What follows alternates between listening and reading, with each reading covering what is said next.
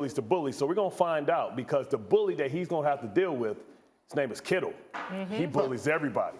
So we'll see if he has that welcome to the NFL moment. We all do. I mean, that's really what I'm excited to see. I'm ready to see who can control these edges. You talk about Kittle and his ability. Look at that, man. That is pancake salad right now. Like, that's the most embarrassing thing, to say that a grown man picked you up and took you without your will and put you on your backside. And well, I can't say that. We used to say put your stomach on him, you know, if you know what I'm saying. But Kittle's one of these guys that's a tone setter. But also on the other side, you talk about Gregory. You talk about also Trent Williams. Trent Williams is a mean, nasty guy on the edges. So that's what I'm excited for. I'm going to have my popcorn ready, to quote the great Terrell Owens. And that's the matchup I really want to see, because that's going to dictate the game. Yeah, Barton, and Trent Williams is dealing with a little bit of an elbow injury. He's expected to play. It's medicine for that. Yeah, he's going to take that medicine, I'm sure, but he's going to be wearing a brace. And, you know, he talked about it yesterday and just said the adrenaline of the game is going to be enough to push him through. We expect him to be out there.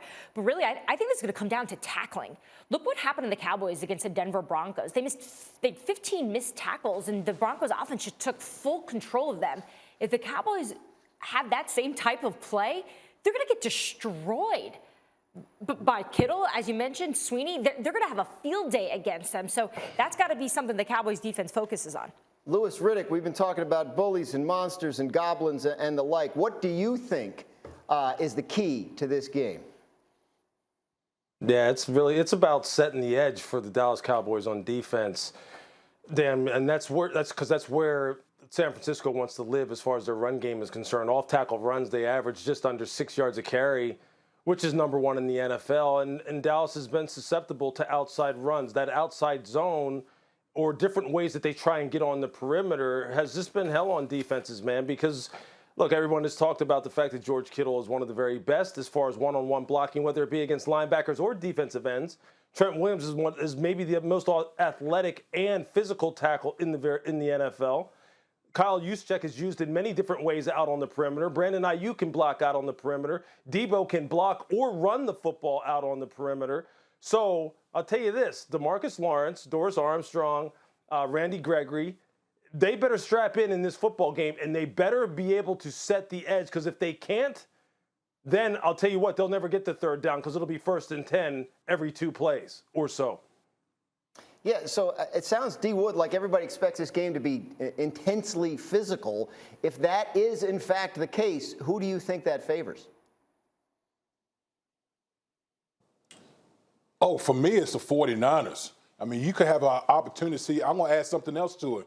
You can see some dead cockroaches out there. That's when the offensive linemen are just pancaking fools out there on the football field, man. Like, this 49ers, the physicality they bring to the football game, and it's, you know, there's not many teams that can match it. Whether you're talking about, you know, the inside toss play, the outside zone, they got so many different ways that they can attack you offensively. And then we haven't even talked about on the defensive side, where you got Eric Armstrong and Nick Bosa coming off the edge, the physicality that they have in their front seven. So, listen, the Dallas Cowboys on both sides of the line of scrimmage, and that's what the postseason has always been about. We talk about quarterbacks. Postseason is about in the trenches. The Dallas Cowboys better strap up, because 49ers are coming with that bully ball. I mean, look, this is the Cowboys we're talking about. Aren't they supposed to have like this dominant offensive line and physical run game? Is that not them anymore? Are they not built for this? We don't know what they are. That's the problem. But it's strength against strength, right? When you talk about, you know, getting to the edge, it's also about recognition. This is a young team, and, you know, it's different ways to get to the edge. You know, it's not just, okay, beat the guy in front of you. You got to know when the crack tosses come. You got to know when the T pulls are coming, when the G pulls are going, when the front side pulls are coming, because that all means how you set it. If it's a front side pull, you got to stay outside. If it's a backside pull, you got to spill it. So it's being able to have that recognition. They attack you in so many different ways. It's not just setting the edge by just stepping and making a step. It's the recognition, the play recognition, and the concept of the run. Yeah, Bart, don't you think the Dallas Cowboys are that type of team?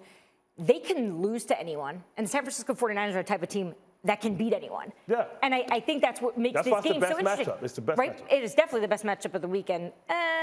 Bills-Patriots is close, though. Thank you for watching ESPN on YouTube. For live streaming sports and premium content, subscribe to ESPN+.